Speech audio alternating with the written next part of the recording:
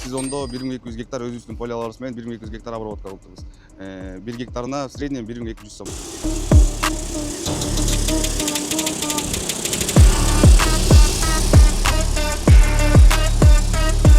Биз DJ Агродрон алганыбыз өзүбүзгө алганбыз. Негизи өзүбүздүн жерлерди иштетели, өзүбүздүн жерлерге дары чачайлы деп.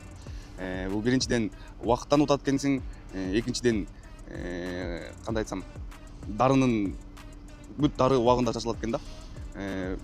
Трактор менен сизге мисал катары трактор менен, например, күндүз чача албайсың да, потому что күндүн нуру аябай катуу 30-25 градустан өйдө болгондо уже дары испарение болот экен да. Бул менен өзүң кайсы убакыт эртең менен кечинде любой время барып чачып кетсең болот экен да. Бизде бир 100-120 гектардай жер бар.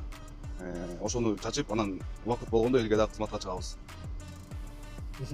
Тракторго караганда эмне айырмачылык байкадыңыз? Тракторго караганда бул биринчиден убакыттан утасың.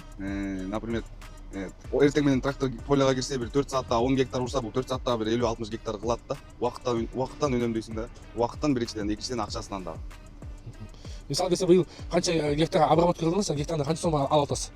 Бул 7 ай алганыбызга 7-8 ай болуп калды. Сезондо 1200 гектар өзүбүздүн поляларыбыз менен 1200 гектар обработка кылдырбыз. 1 гектарына в среднем 1200 сом.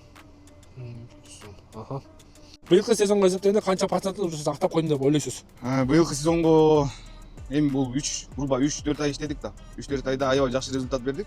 1000-1200 гектар деген бул дагы оңой эмес. Жартысын актап койдук уже. Сиз күнү түнү иштедиңизби же бул быйылкы жылындай шалка жумуш болуп калды дейсизби өзүңүздүкү? Жок, жакшы өзүбүздүн жерлерге күнү түнү дагы барып аттык, түндө чачып аттык. Эч проблема, эч тоскоолдук болгон жок түндө чачканда. Бул дронду Байдыхан компаниясынан алганбыз, $19500 жанагында айткандай эле. 1 жыл гарантиясы менен. Келе жаткан сезонго кандай планыңыз бар да? Келе жаткан сезонго буюрса пландарыбыз жакшы. Бизге дрон аябай жакты, жакшы результаттарды алдык. Эми дагы буюрса команда топтоп дагы бир дронго аракет кылайлы деп жүрөбүз.